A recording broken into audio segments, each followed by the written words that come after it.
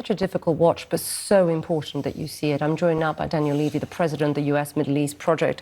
Daniel, thank you very much for coming in. Just before you came on set, we were hearing from Prime Minister Netanyahu, as you all know, is in Washington this week. He's had 2 meetings with President Trump, and he was addressing Capitol Hill. He basically said that him and President Trump have a common goal, the release of the hostages, the end of Hamas rule. They have a common strategy and tactics.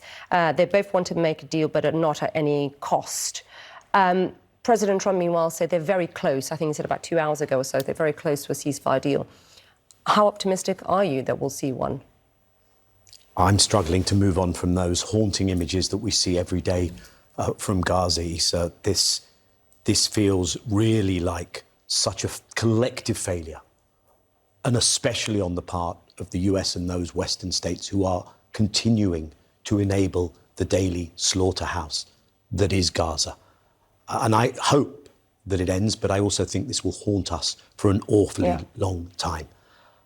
Prime Minister Netanyahu, I think, is in Washington, D.C., testing the water on how much wiggle room does he have at this stage in Gaza? Because he has 3 choices.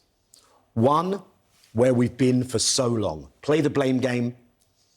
Just make sure the other side are the ones who get blamed by the Americans, so you keep getting the arms, the regular trade, everything that allows this to continue. Secondly, do a deal, temporary, and make sure that you've got room for maneuver to collapse the deal, to go back to these scenes, which they did last time. Or third, actually agree to closure. And I think that's the option that he doesn't want to be trapped in. How then do you equate what we've been seeing,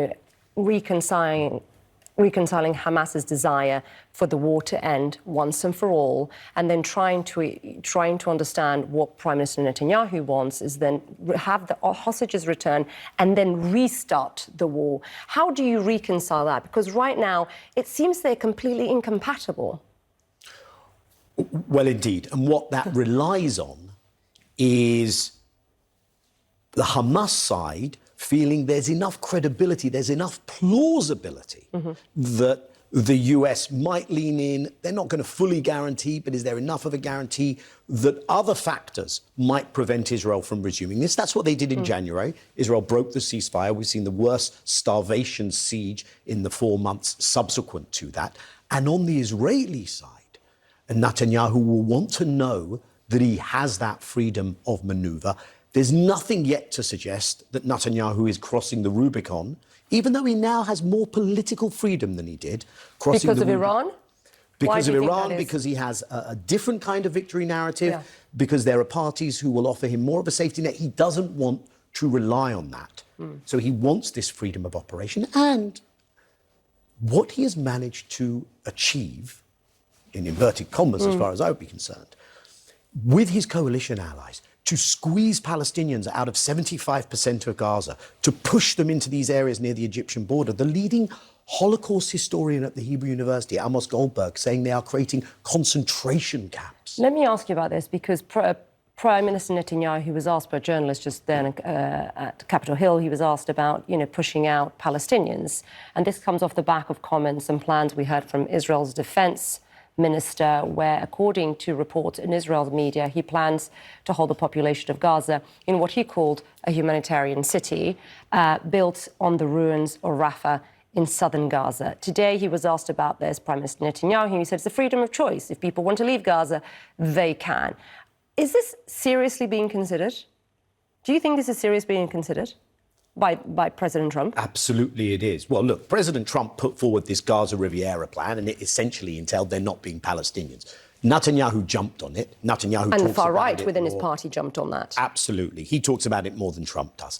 This is hardly new in Zionist history. It begins the establishment of the state. How can Hamas or any of the other allies back this? Well, I don't think they do. Right. And so I think at the moment what you have is the attempt to mobilize at least a rhetoric, but then to try and transition it into a reality of ethnic cleansing. And I think the way they're going about this is by saying, if we can concentrate the population next to the Egyptian border, in a tiny area, Gaza is already one of the most crowded places on earth, they have set up an authority inside the defense ministry for what they call voluntary emigration. There's nothing voluntary when you're destroying everything. There's no housing, there's no homes, there's no schools, there's no food.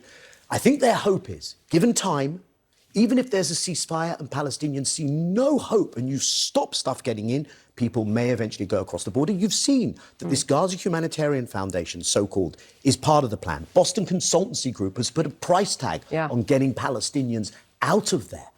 This is the attempt to finish the job of the Nakba. And on this, Michael Sfar, who is an Israeli human rights lawyer, told CNN that Katz's plans amounts, like you were saying, to the forceful transfer of population and preparation for deportation.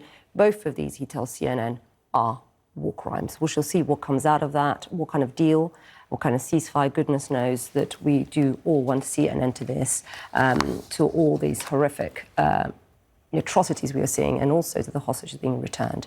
Thank you very much. Really appreciate it. Thank you. We're going to take a short break. Be back after this.